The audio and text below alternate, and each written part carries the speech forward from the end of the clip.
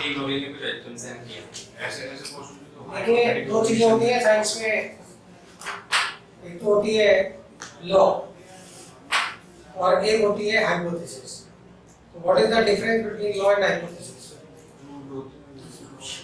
Law proof होते हैं, law proof होते हैं। हाइपोथेसिस होती है, ये डी ब्रोगली की एक कल्पना मात्र है। क्या है? जस्ट इमेजिनेशन है डी ब्रोगली, जो भी हम आगे बात करने जा रहे हैं, है ना? इसका कोई साइंटिफिक प्रूफ नहीं है, नो साइंटिफिक प्रूफ, नथिंग। लेकिन फिर भी एक्सपेरिमेंटली प्रूव है, सही है, मतलब एक्सपेरिमेंटली इसको सही पाया गया, ठीक है। तो देखिएगा, similar to light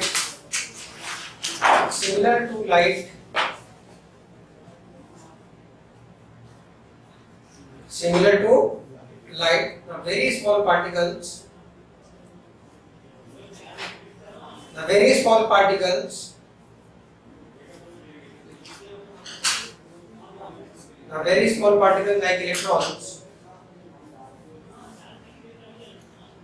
like electrons also possess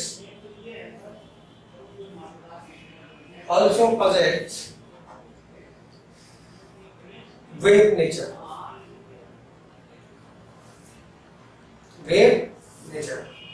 ठीक है। De Broglie, Louis de Broglie, ठीक है सर, मतलब इस हाइपोथेसिस का समरी क्या है? सीधा एक्सपेक्ट ये है कि अगर कोई एक बॉडी है, क्या है, अगर कोई एक बॉडी है जिसका मास m है और ये v की वेलोसिटी से जा रही है, सही है, अगर बहुत ही लाइट बॉडी है, देखिएगा आप यहाँ इसमें एक्सपेरिमेंटली प्रूवन है कि अगर बहुत ही लाइट बॉडी है तभी ये वैलिड आती है, वैलिड रेंज में आती है, नहीं तो अदरवाइज ये ऐसी वैल्यू दे देगी आपको जो इनसिग्निफिकेंट है। समझ में आया कि नहीं? बिल्कुल किसी काम की नहीं होगी। तो अगर m मास की बॉडी v की वेलोसिटी से जा रही है, तो according to de Broglie hypothesis there will be a wavelength associated with that body, ठीक है। और वो वेवलेंथ वेव की वेवलेंथ जैसी है या कैसी है उससे कोई मतलब नहीं है। उन्होंने कहा तो लोगों को समझ में नहीं आया, तो लोगों ने इन्हीं के चिपका दी, वो डी ब्रोगली वेवलेंथ है। क्या है? तो lambda de Broglie associated with this particle is equal to h upon mv।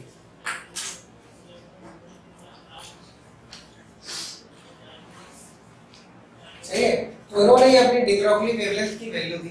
अब इसका कोई मैथमेटिकल प्रूफ नहीं है, हाँ ये जरूर बताया जा सकता है ये कहां से आई, ये जरूर बताया जा सकता है कि जो डी ब्रोगली वेवलेंथ है ये आई कहां से, समझ में आया कि नहीं, कहां से आई? तो ठीक है, चलो इस पर बात करते हैं ये कहां से। ये एक ऐसी पोस्टुलेट से आई है जहां पर मतलब साइंटिफिकली हम उन दो चीजों को बराबर नहीं कर सकते। साइंटिफिकली हम नहीं बोल सकते कहां से, लेकिन फिर भी मैं बता सकता हूँ कहां से।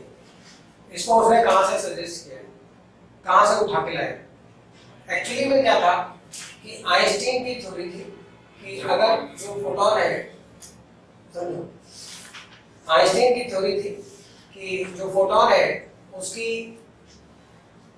वेलोसिटी क्या होती है, स्पीड क्या होती है, स्पीड ऑफ फोटोन क्या होता है, c के स्पीड से ट्रैवल करता है। बोलो मानते हो कि नहीं? तो फोटोन की स्पीड c होती है, लेकिन उसका रेस्ट मास 0 होता है ना? तो ये थ्योरी इसीलिए डी ब्रोगली के नाम से जानी जाती है, नहीं तो ये थ्योरी जो है आइंस्टीन और प्लैंक के हिसाब से हो जाती है। समझ में आया कि नहीं? अरे समझ रहे हो कि नहीं? हाँ, तो उसने कहा कि अगर c की स्पीड से फोटोन ट्रैवल करता है तो उसके पास जो टोटल एनर्जी होती है वो कितनी होती है, hc by lambda. Energy photon की होती है कितनी होती है hc बाई लैम्डा, ठीक है। और अगर उस एनर्जी को m मास से कन्वर्ट हुआ मान लिया जाए, यानी कोई m मास रहा होगा जिससे वो एनर्जी बनी होगी, है ना, तो उस एनर्जी की वैल्यू क्या आएगी, m into c स्क्वायर। बोलो, ये यहाँ पर जो है c से c कैंसिल हो गया और ये लैम्डा इधर पहुंच गया, ये आ गया ना h upon m into c, but it is not true।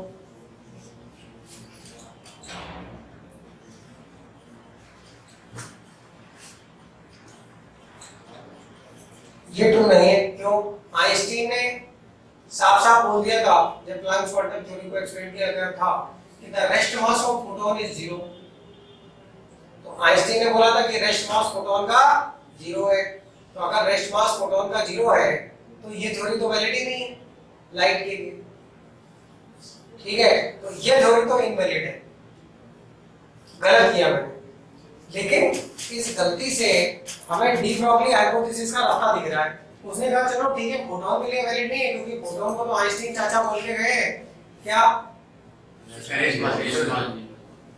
Photon के लिए तो आइंस्टीन चाचा बोल के गए कि इसका रेस्ट मास जीरो है। लेकिन चलो फोटोन जैसा और छोटा मोटा कोई पार्टिकल जैसे इलेक्ट्रॉन है या ऐसा कोई पार्टिकल है, उसके लिए तो लगा सकते हैं उसके लिए तो लगा सकते हैं ना। तो एक्सपेरिमेंटली या कोई थ्योरेटिकली प्रूफ नहीं है, लेकिन ये लॉजिक कहां से आया, इसका प्रूफ है। ये लॉजिक कहां से आया, ये लॉजिक एक्चुअली में यहीं से निकला है, सही है। और आप देखो उन्होंने बोला कि if a particle having mass m is moving with velocity v, then there will be a wavelength which is further known as de Broglie wavelength associated with the particle whose value is lambda de Broglie is equal to h upon l। सही है।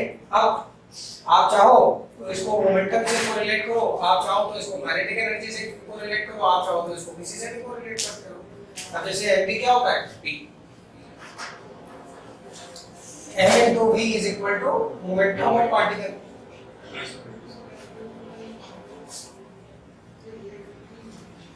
तो m into v is equal to momentum of particle, तो we can also write lambda de Broglie is equal to h upon p। बोलो, सही है। in terms of kinetic energy you can also write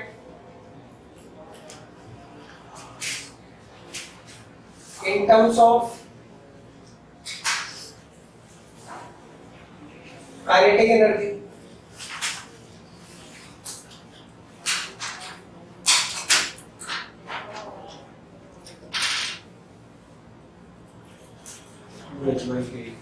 तो in terms of kinetic energy आप सब जानते हैं जो kinetic energy होती है वो हाफ mv स्क्वायर होती है।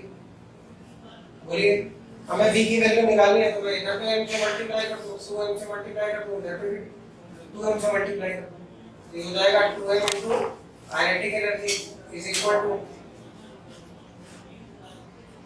m square into v square, यानी कि mv की वैल्यू यहाँ से निकाली जा सकती है under root 2 into m into kinetic energy।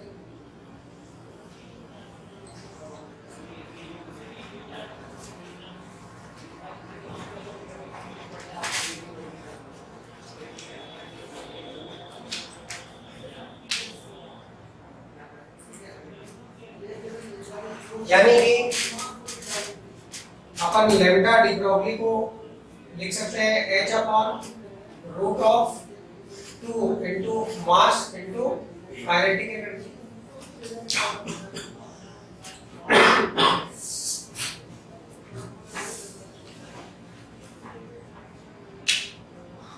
ठीक है। आप एक बात और भी जानते हैं क्या, इफ a charge q जिसका मैग्नीट्यूड q है is accelerated by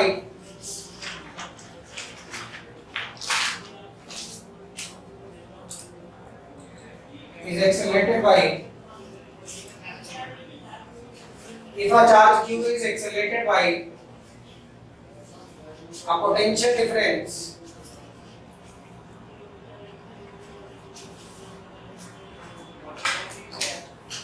if a charge q is accelerated by a potential difference v, then it acquires the kinetic energy of the magnitude q into v. बोलो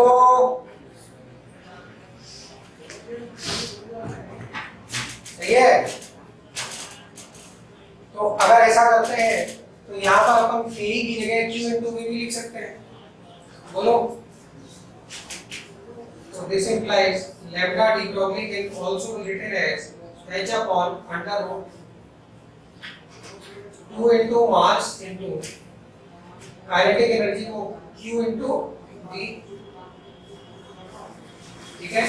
और electron के लिए मास की value कितनी है? 9.1 into 10 power minus 31 kg।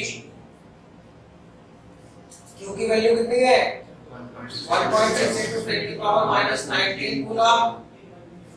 बोलो। और h की वैल्यू तो अपन जानते ही कितनी है? 6.62 10 की पावर minus 34 जूल सेकंड। अगर अपन ये सारी वैल्यू यहाँ पर रख दें, क्या अगर अपन सारी वैल्यू यहाँ पर रख दें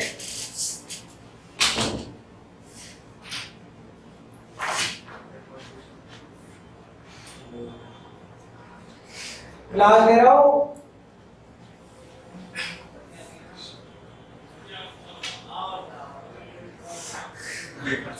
आवाज क्यों गई? हाँ जी ठीक है।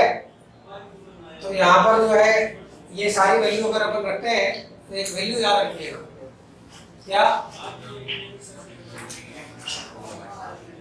इलेक्ट्रॉन के लिए, किसके लिए?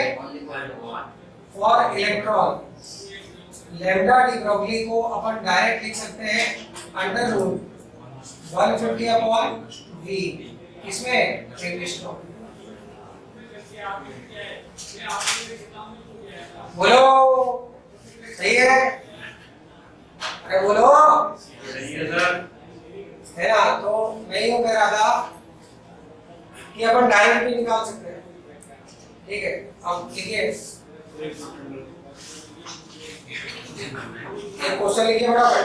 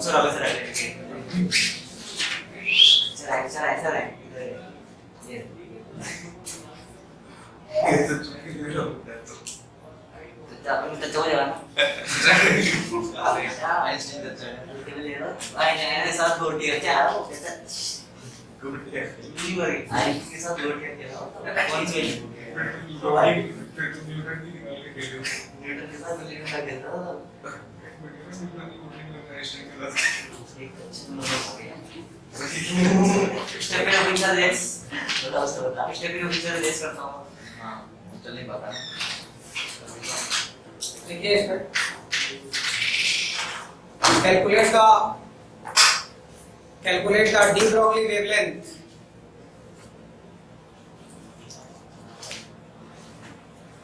calculate the de Broglie wavelength associated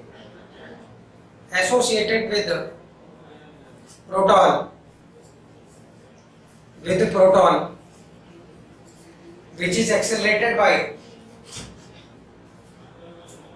with a proton which is accelerated by 75 volt,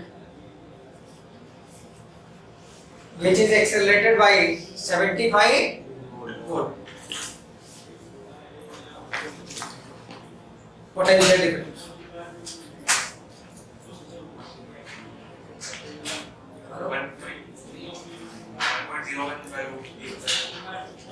proton के लिए हाँ अभी मैं प्रोटॉन की जगह अल्फा पार्टिकल रख दूंगा फिर ये तो प्रोटॉन है ना H प्लस आयन सर वो Hc बाय लैम्डा से जो लैम्डा निकाल तो ये लैम्डा दोनों अलग सेम है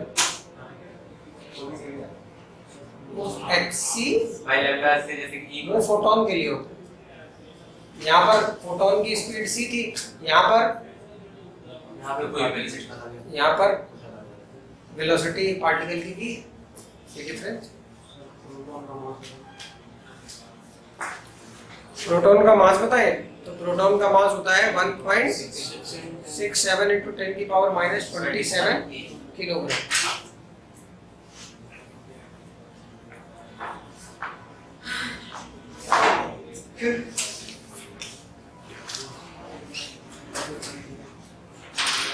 तो क्या मैं जी इसमें हम डायरेक्ट फॉर्मूला लगा देंगे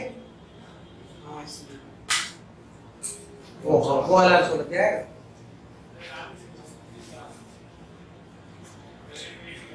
अंडर रूट 150 अपॉन बी लगा दें क्या?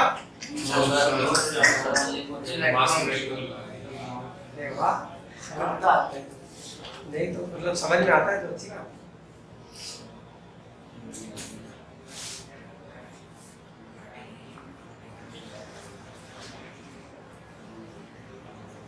सात जन्म में आंसर नहीं है।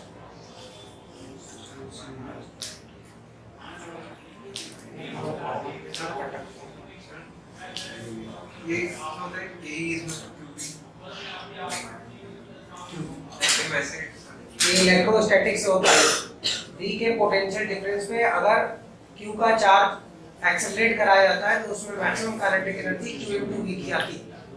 ये ध्यान रखिए।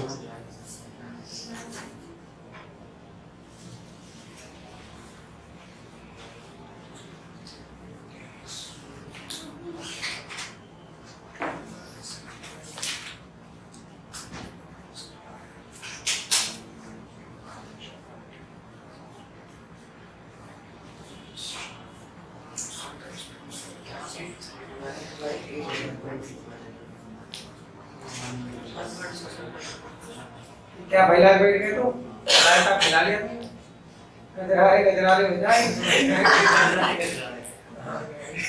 रायता फैला के बैठ गए कौन करे calculation minimize your calculation use intelligence. ये जो है ना इसमें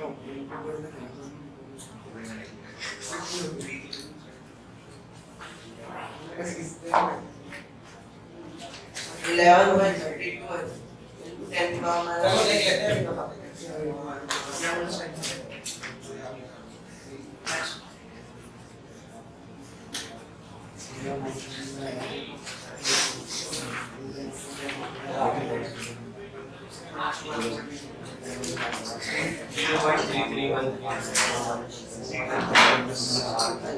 देखिए अल्फा पार्टिकल हो या कोई भी पार्टिकल हो उससे कोई मतलब नहीं है। ध्यान से देखिए यहाँ पर हमें इलेक्ट्रॉन के लिए वैल्यू डायरेक्ट पता होती है तो हम इन्हीं सबका सहारा लेते हैं। कोई अलग से कोई स्पेशल ज्ञान लेके नहीं आते, हम यही में इसको सहारा लेते हैं। यहाँ पर अपन लिखते हैं क्या lambda de Broglie is equal to अभी भी मैंने आपको बताया था ये होती है h upon under root 2m into q into v। समझिए बात। अब यहाँ पर जो m है ये मास ऑफ अगर इलेक्ट्रॉन है तो बाकी सारा कैलकुलेशन तो हमारे लिए रेडीमेड है, नहीं छोड़ के। हाँ अगर इलेक्ट्रॉन के मास के टर्म में जाने तो अब एक बात आप याद रखिए जो मास ऑफ प्रोटॉन होता है वो 1840 टाइम्स मास ऑफ इलेक्ट्रॉन होता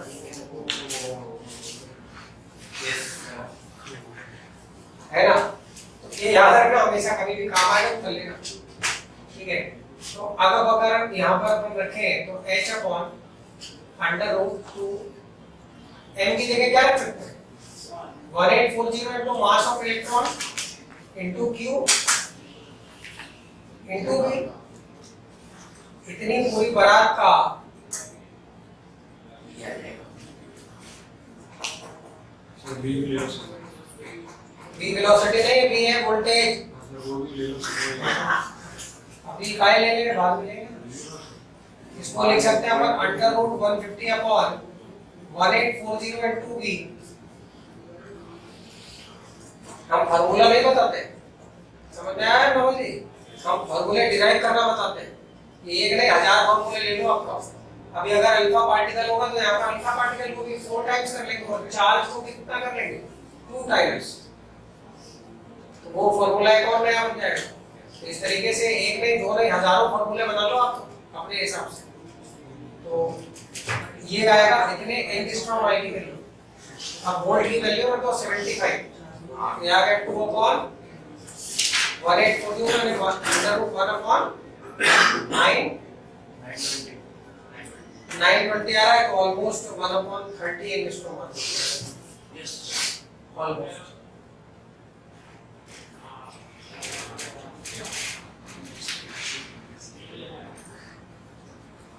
तो इस तरीके से जल्दी से आंसर आता है। हमें देखिए कुछ भी करना है, आंसर 2 मिनट में निकालना है। मैं आपको इतने दिन से सिर्फ 2 मिनट में आंसर निकालना बता रहा हूँ कि कौन सा क्वेश्चन करना है, कौन सा नहीं करना है, या करना है तो किस तरीके से करना है, क्या ट्रिक लगानी है। आपने देखा टॉपिक स्ट्रक्चर के क्वेश्चन में अपन को बहुत ज्यादा टाइम नहीं लगता लगाने। यहाँ पर आप कैलकुलेटर और वो पड़ोसी का पूरा एकदम पेन और पूरा 5-4 लेकर बैठ जाते हो, है ना? अपन 2 मिनट में उसको सॉल्व करते हो, अपन उसको 2 मिनट में सॉल्व कर देते हैं। बाकी तो इससे निकाल के आंसर अलग है। आंसर अलग नहीं, बिल्कुल यही है प्रिंसिपल।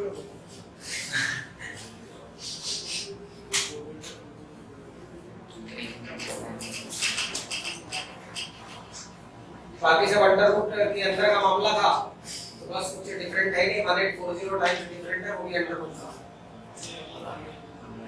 अब आया रूट नहीं लिया। हाँ तो रूट अभी थोड़ी लोग हैं, तुम महाराज में जाओगे अपने सब रात में लोगे root.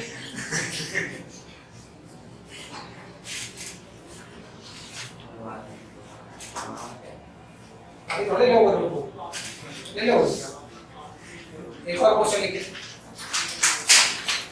Calculate the de Broglie wavelength associated with the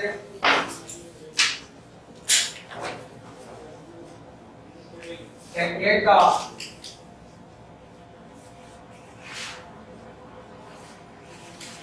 de Broglie wavelength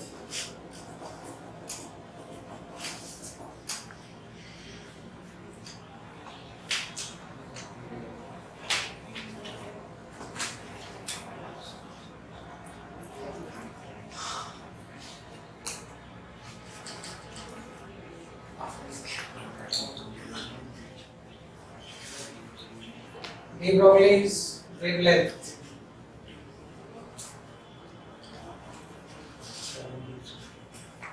associated with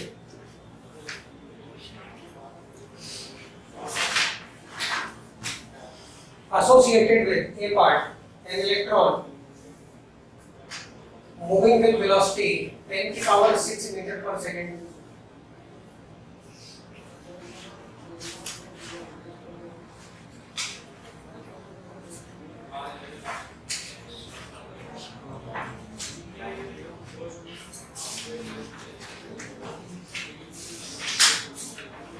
और बी पार्ट है a cricket ball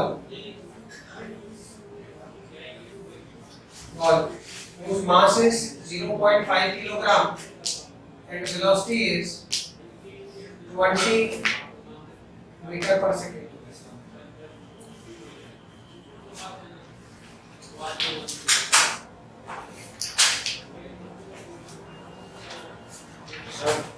ji sir बहुत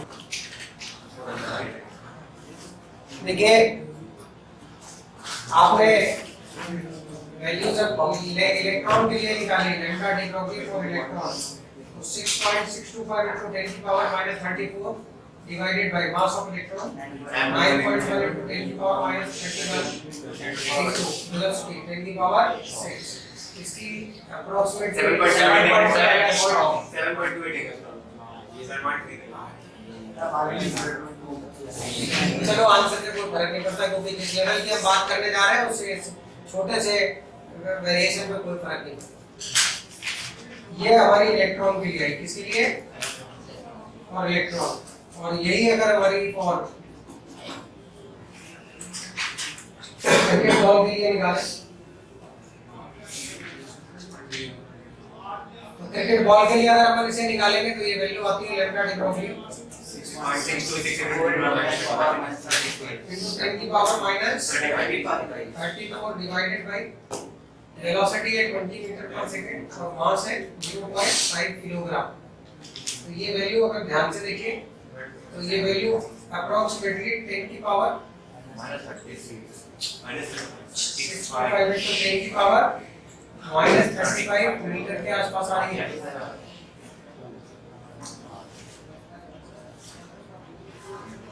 अपन ने आज तक एटम का साइज तो नाप नहीं पाया, न्यूक्लियस का साइज जो 10 की पावर -15 के मीटर का होता है वो तक तो नाप नहीं पाया। उसको निकालने के लिए कितना झाड़ फूक किया था, बोर का मॉडल और ये दुनिया भर का करना, ये कहां से नाप लोगे? इसका मतलब क्रिकेट बॉल के साथ जो डी ब्रोगली वेवलेंथ या उसके जैसी कोई कांसेप्ट इन्वॉल्व है क्रिकेट बॉल की, वो इनसिग्निफिकेंट, यानी कि कोई हैवी मास का पार्टिकल है तो कांसेप्ट कुछ इस तरीके से बनी हुई है कि अगर कोई हैवी मास का पार्टिकल है तो उसके लिए डी ब्रोगली वेवलेंथ इनसिग्निफिकेंट है, और इलेक्ट्रॉन जैसा कोई पार्टिकल है तो उसके लिए एंगस्ट्रॉम में आती है, तो ये हमारी मेजरेबल लिमिट में है। तो ये इस तरीके से बनाई गई है। Getting my point?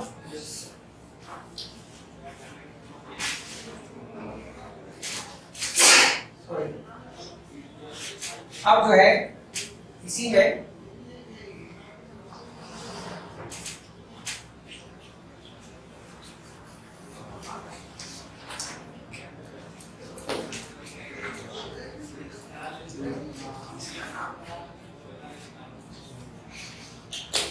एक चीज और आती है ना, मतलब डी ब्रोगली वैसे तो हाइपोथेसिस है, लेकिन हम जो बोर क्वांटाइजेशन रूल है उसका यहाँ पे वेरिफिकेशन करते हैं। Verification of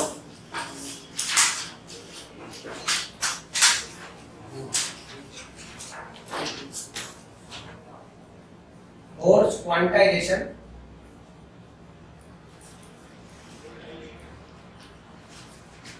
rule.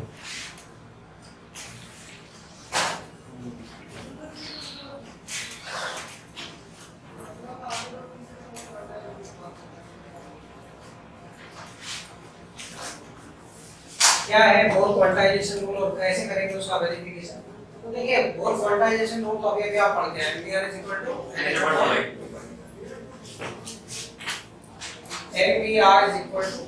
n into h/2 ये हमारा बोर क्वांटाइजेशन रूल, ठीक है।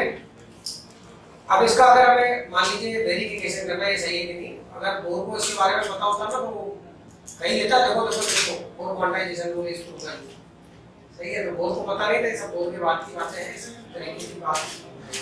इनका क्या कहना था? इनका कहना था कि इलेक्ट्रॉन एक सर्कल में है, ठीक है, और दूसरी तरफ एक वेव जो होती है वो जिस तरीके से होती है,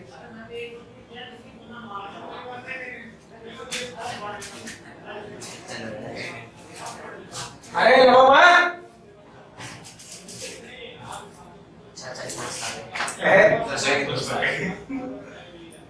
क्यों मस्त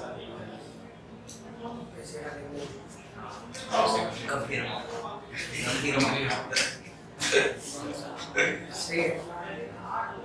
तो भाई देखो ऐसा है कि यहाँ पर अगर मान लीजिए हमको ये वेव जोड़नी है, ऐड करनी है, यहाँ से ये वाली वेव से मान लीजिए ये वेव ऐड करनी है, तो आप इसको एक कहीं से भी ऐड नहीं कर सकते। वेव को ऐड करने के लिए उसका इनिशिएशन पॉइंट सेम होना चाहिए, जैसे ये यहाँ से ऐड हो जाएगी, ठीक है, फिर यहाँ से यहाँ नहीं होगी, फिर आगे बढ़िए यहाँ को समझ में आएगा नहीं, तो वेव ऐड करने की जरूरत क्या पड़ गई। अब हम यहाँ पे सर्कुलर वेव की एक हाइपोथेसिस कर रहे हैं कि अगर ये वेव सर्कुलर हो, यानी ये जो इलेक्ट्रॉन का पाथ है ये सर्कल में हो, इसमें हो। तो अगर इलेक्ट्रॉन का पाथ जो है वो सर्कल में होगा तो उसको अपन कैसे देखें? तो आप यूँ समझिए, अगर मान लीजिए इसको यूँ पकड़ के अपन, ये जो वेव है ना, इसको ऐसे पकड़ के अगर अपन जोड़ना चाहे इसे सर्कल में, यानी कि ये जो मेन पोजीशन है ये वाली, ये सर्कुलर पाथ में आ जाए तो ये वेव जुड़ जाएंगे, बोलो। और ये कब ऐड हो सकते हैं? जब जो पाथ लेंथ है वो लैम्डा का इंटीग्रल मल्टीपल हो। जो हमारी पाथ लेंथ है वो अगर लैम्डा का इंटीग्रल मल्टीपल होगी तो ये वेव को ऐड किया जा सकता है। उसने यही हाइपोथेसिस किया। उसने कहा ये जो वेव है ये तब जुड़ सकती है जब अपन इस तरीके से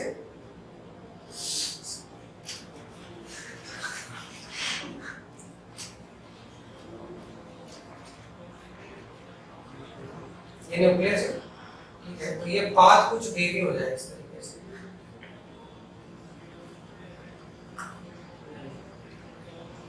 समझ गया है? तो ये पाथ अगर कुछ इस तरीके से वेवी हो जाएगा, स्टाइलस बनाओ,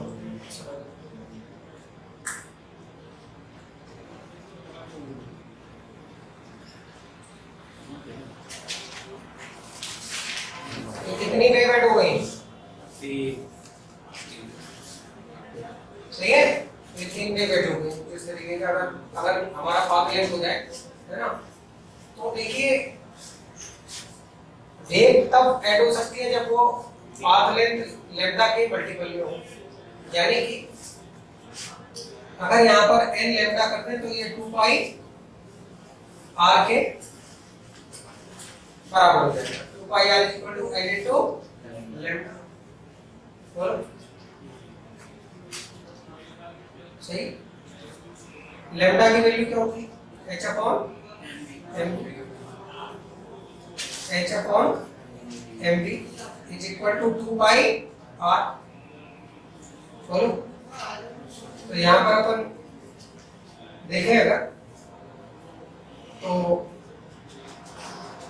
n into h upon is equal to, आ गया ना बोर क्वांटाइजेशन हो गया ना डेरिवेशन। लेकिन ये ध्यान रखना, डेरिवेशन नहीं बोर क्वांटाइजेशन होगा। ये सिर्फ एक वेरिफिकेशन है कि बोर ने भले चोरी करके कुछ काम किया लेकिन बोर अपनी जगह का सही था। Bore was correct.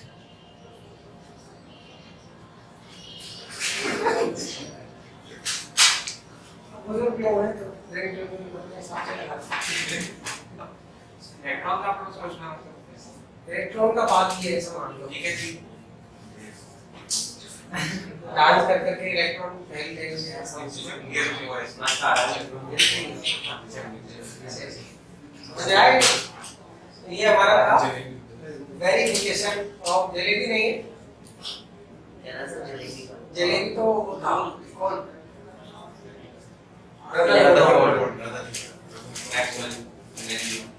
हाँ, जलेबी तो उधर था, जलेबी का नहीं। इसके बाद हमारा नेक्स्ट प्रिंसिपल आता है Heisenberg uncertainty principle.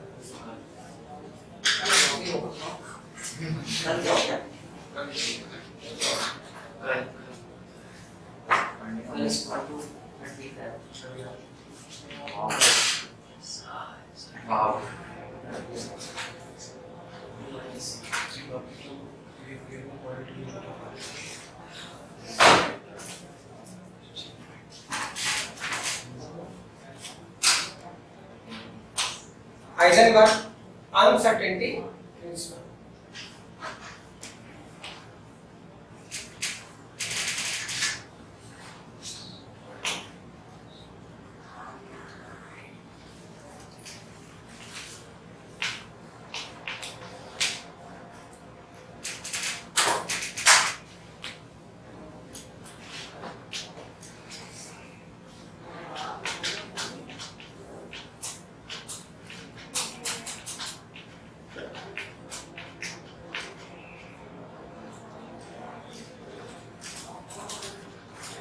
Uncertainty principle है क्या? अनसर्टेनिटी होती क्या है?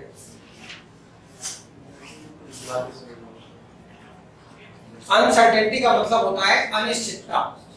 किसी चीज में कितनी अनसर्टेनिटी है, यानी कि कितनी अनिश्चितता है। अब ये अनिश्चितता क्या चीज है? ये कोई बात नहीं। तो ये अनसर्टेनिटी या जो अनिश्चितता की बात है, ये अनिश्चितता है क्या? जैसे मैं नोमन से पूछूं तेरी हाइट क्या है, ये तो मैंने इनसे पूछा भाई तुम्हारी हाइट क्या है, इधर उधर क्या थे, हम तुमसे पूछे तुम्हारी हाइट क्या है, तुम बताओ। 5.3 फीट एग्जैक्टली आसपास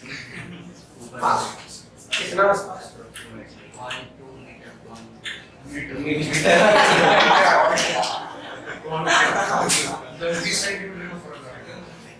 मतलब तुम्हारी हाइट में 10-20 सेंटीमीटर का डिफरेंस है जो तुम मुझे बता रहे हो।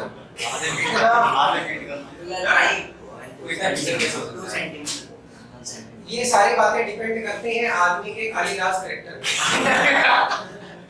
कि भाई आदमी कितना बड़ा कालिदास है। उधर क्या देख रहे हो, उधर देखो कोई कितना ज्यादा पीछे है।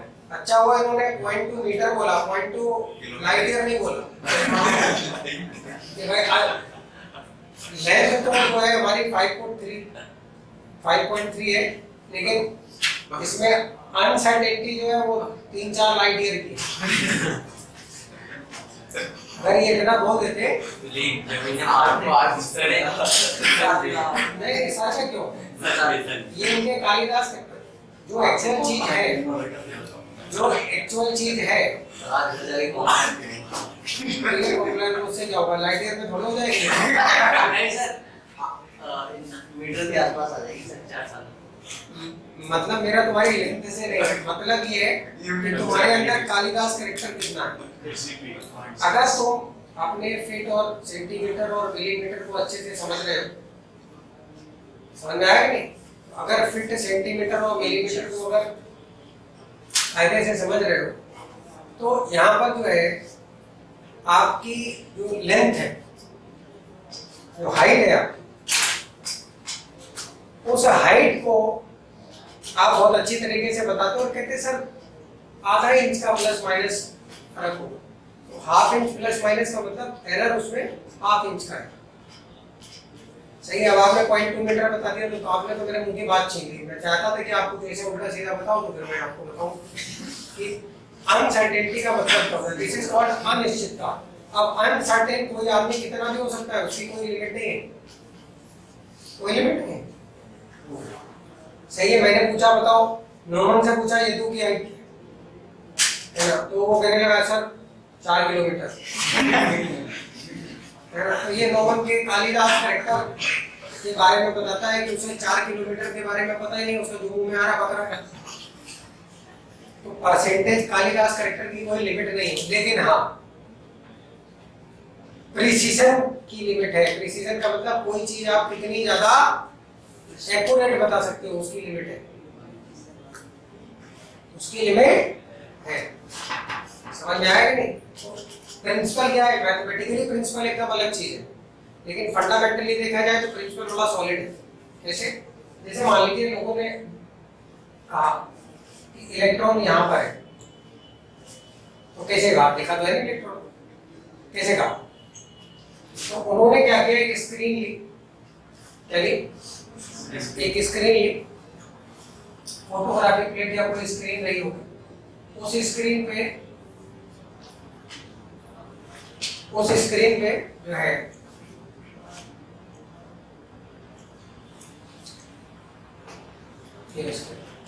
उस स्क्रीन पे इसका शैडो देखा होगा, तब तो पता लगा होगा कि यहाँ पर है इलेक्ट्रॉन। बोलिए। तो यहाँ पर एक स्क्रीन ली और इस स्क्रीन पे शैडो बनाने के लिए इधर से एक रेडिएशन मारा। एक क्यों मारा होगा? बहुत सारे मारे होंगे, तो बाकी से पहुंच गया होगा, एक नहीं पहुंचा होगा जो इसके आमने सामने हो गया होगा। इस बार पसंद वाला खेल ही है, तो आमने सामने वाला खेल पड़ गया। बहुत सारे आ रहे थे, एक ने लपेट लिया उसको।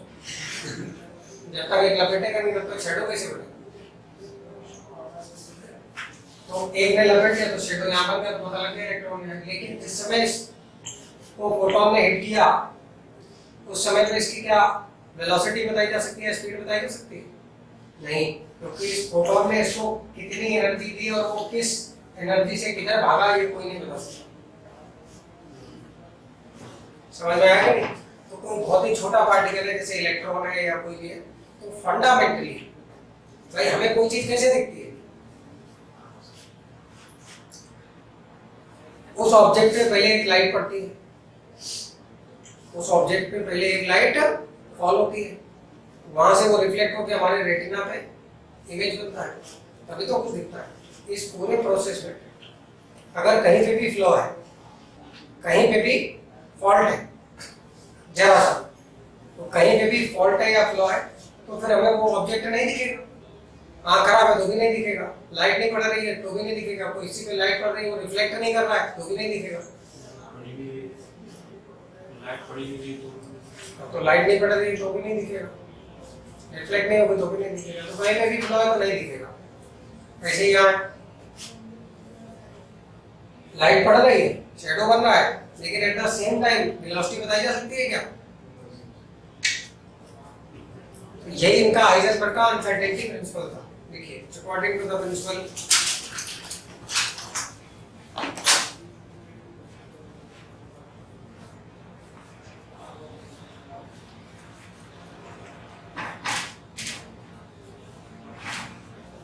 according to the principle, what's the principle? Heisenberg uncertainty principle. It is impossible to determine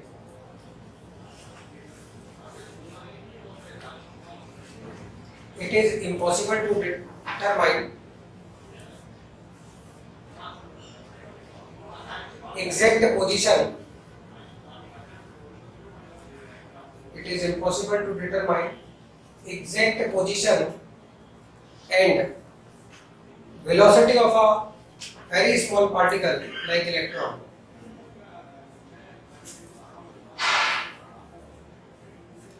Velocity of a very small particle like electron. Like electron simultaneously. Simultaneously एक साथ नहीं बताई जा सकती, दोनों अलग अलग बताई जा सकती है, डेटा नहीं बताई जा सकती। अच्छा, बोर ने यही गलती कर दी थी, तो ये जो हाइजेनबर्ग अनसर्टेनिटी प्रिंसिपल है ये बोर की लात मारने के काम आता है। क्या काम आता है? बोर की लात मारने के काम आता है। ये बोर को लात पड़ेगी यहाँ से, तो फिर बोर का मॉडल डिस्कार्ड किया जाएगा और दूसरे मॉडल की बात की जाएगी। तो इसलिए हमें ये पढ़ना पड़ता है और बहुत इंपॉर्टेंट भी है ना, इसकी लोगों को समझी नहीं होती लिखा क्या है। अब जैसे ये मैंने स्टेटमेंट लिखवाया, तो क्या ये हमारी गलती है या हम कोई ऐसा इंस्ट्रूमेंट नहीं बना पाए जो वेलोसिटी ना निकाल पाए या इसका शैडो ना निकाल पाए? ऐसा नहीं, हमारी गलती बिल्कुल नहीं। यहाँ पर हमारी गलती बिल्कुल नहीं है। गलती किसकी है? फंडामेंटली इम्पॉसिबल है, गलती किसी की है ही नहीं। निकाल ही नहीं सकते इतने छोटे पार्टिकल में। क्यों? जैसे ही लाइट मारोगे